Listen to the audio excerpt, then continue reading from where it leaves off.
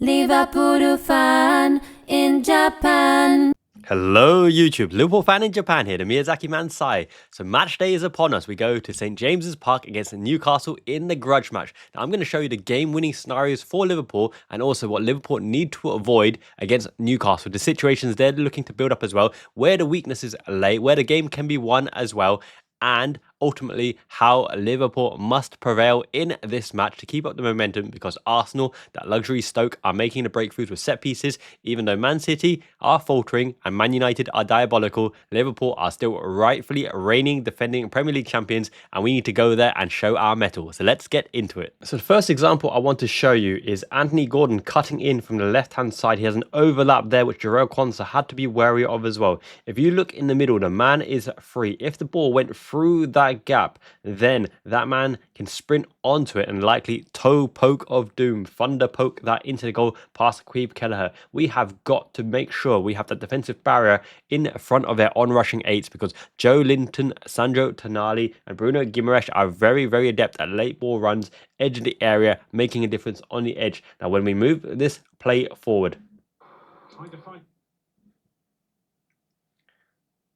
so Sandro Tonali gets the ball on the edge of our area. He has a man standing him up, right? Doesn't look like any immediate threat in this situation. Virgil van Dijk is marshalling the back line, telling everyone to come forward here to bring the opposition offside, right? Unfortunately, this is actually keeping the man onside as well, just about. So look what happens here. We need to have a defensive screen in front of this player, because if you look, he jinks one way, jinks the other way, and it gets a placed shot, of which Queeve Kelleher actually has to make the save as well. That is Newcastle's threat in abundance. Come from out wide, bring the ball into central positions, overlapping for that corridor of uncertainty where you have to hesitate to mark the man on the overlap, bring the ball into the central midfielders who can work their way through the centre and take a shot. We've got to make sure we provide that defensive screening to give their midfield no joy on the edge of our area and really keep them in the whips and in the channels, because as channel players, I don't think they have enough aerial ability to win on crosses or to get the winning header on a cross. It has to be a set piece for big Dan Burn or Fabian Schär to make an impact on the set pieces and the wide deliveries. So we just have to block their midfield rampaging through the central lanes and make sure no man is left unmarked, and screen them appropriately and support your man as well.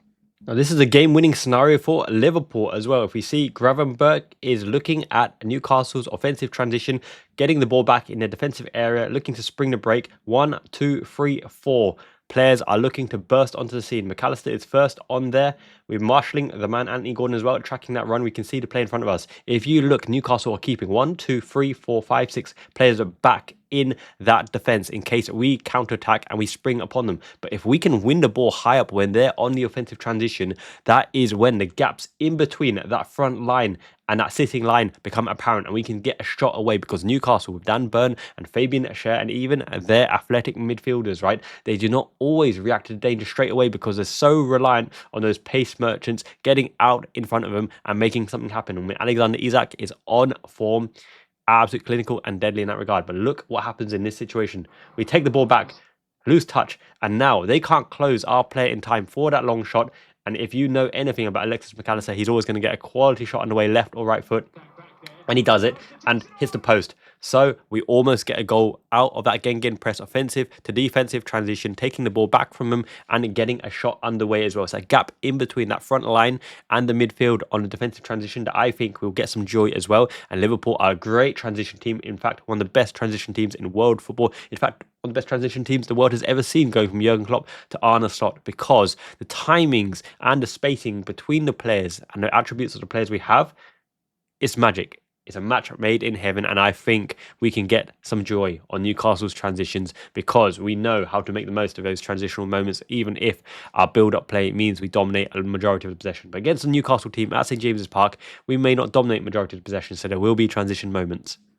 And that leads me nicely to how am I feeling? How are you feeling? Let me know in the comments below. Are you getting those jitters? Are you absolutely bursting with excitement on what Liverpool can potentially do? Are you dreading Newcastle turning up and injuring our boys? Let me know how you feel in the comments below. Do me a favor, hit a like on this video. Let everyone know how you feel, and also comment to other people's comments as well, because I think that's how YouTube knows to send this video to the stratosphere and get everyone in the views. So Thank you so much for subscribing to the channel Substance in Abundance. And how does your boy Si feel? Well, I'm absolutely delighted because this Liverpool team, right, we have a good record at St. James's Park. In fact, we barely ever lose there. And if you look back to front in terms of quality, and I did analysis between Liverpool squad and Arsenal squad in the last video, check it out. I'll send a link at the end of this video as well.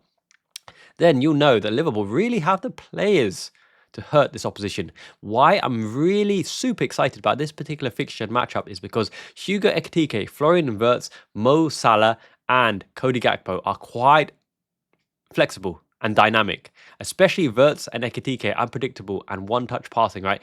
Dan Burn and Fabian Schär are old school, rough house defenders, physicality, match you body to body in the air, dominant as well. But they're not used to that one-touch playthrough, which I think we'll see many an attempt by Arne Slot's teams, because against this style of opposition, they have to sit Gimaresh, they have to sit Tonali and Joe Linton further back, because if you can get the ball to Florian Wirtz or Mo Salah in and behind their sixes or in front of their defence with on-rushing players, Szoboszlai, Gakpo,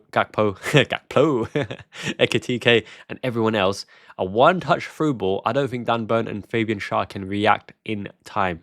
I really don't think they're set up for that. Similar to Tino Livramento, will play Salah well on 1v1, but he won't want to track him into the half space, the inside space where Salah can play make, the Trivela ball, do a ball in behind the Hugo Ekitike, not well equipped for balls in and behind the defence, those wide channels.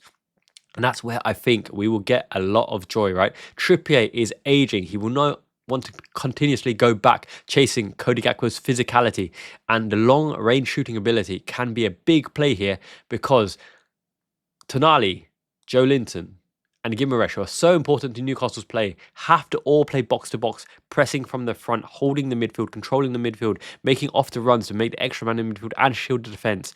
There will be opportunities on the transition, as I mentioned, to force them back. If they sit too deep, you have the long-range shooting ability of Wirtz, Gakpo, McAllister, Szoboszlai, even Gravenberch to contend with. If they don't sit deep enough, you've got the playmaking in between the lines of Wirtz and Salah to find Hugo Ekitike, or even Ekitike dropping to that line to lay it off to Gakpo and on-rushing Szoboszlai or Wirtz or Salah, laying it off and running in behind as well.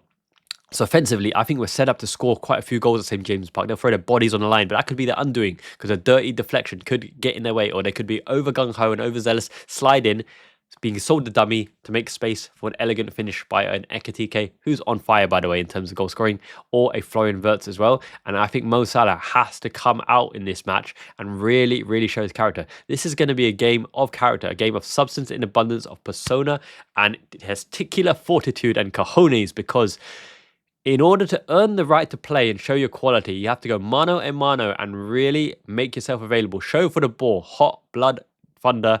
Put yourself in the danger zone, not too danger because they'll get injured. Don't sell hospital passes to your teammates.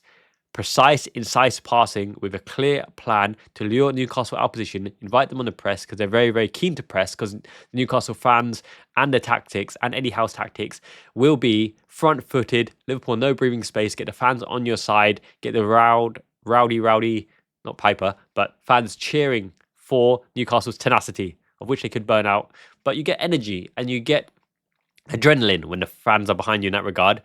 But Liverpool's pass and move and lateral passing can frustrate them. And if we can get Newcastle fans frustrated and the team tetchy, then a moment of quality or two, or even an early goal or the breakthrough to score the initial goal, will change the face of the game completely. So Liverpool have to be patient, show bravery in the right moments, contest where needed. That's where potentially Curtis Jones' ability to hold the ball in the tougher situations could come in as well. And those blood-crunching, gurgling tackles to smack down on the opposition as well can deflate them, demotivate them even further if we're ahead. We've got to keep our heads. I'm looking at Milos Kerkez in particular because he is so good, but he's so passionate and he'll never back out of a challenge as well. So we've got to make sure we hold the line there. I wouldn't even be surprised if Robertson starts, to be honest, but I think that all-around game of Milos Kerkez gives him the nod. He is first choice by merit. That right back position will be really interesting. Conor Bradley will give a lot of assurances there. A lot of people are saying Conor Bradley's injury prone and, you know, what we're going to do right back position. He's a world-class right back in the making. Come on, back your boys here. Arne Slot's injury record is pretty good. If he can get Conor Bradley having consistent run of games with Joe Gomez, Maldini behind him, we're well suited. And look, we've got the firepower off the bench. And even imagine Rio Engamoa coming on, right? Fearlessness. youthful brashness as well, coming on to run amok against Kieran Trippier. I'd love to see it. This could be a match for Engamo to make a difference. And if we need a sharpshooter for making the chances but not putting them away, Federico Chiesa, he will deliver a spicy meatball to the back of Newcastle's goals, because Pope ain't keeping out Chiesa any day if Chiesa gets a good shot on goal. He looks fit. He's a different man this season, according to Arne Slot. Up the shiny one. Go on, Liverpool. Up the freaking Reds. Let's go right for the throats and bury Newcastle and show them who is boss. And take Isaac from them. Scan the right barcode. Lottery quids in. Isaac come home on a Reds bus. That would be a sight to see. Hope it happens. Fingers crossed. Until next time, Liverpool Fan in Japan community is the best international community. Liverpool Fan in Japan, Ichiban. It means the best.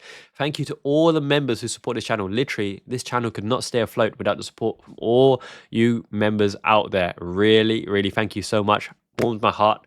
And YouTube don't make shizio. Every video makes about £3 to £5. So without YouTube membership supporting this channel, then don't know, man. Anyway, have a great day. Great Monday. Great bank holiday Monday.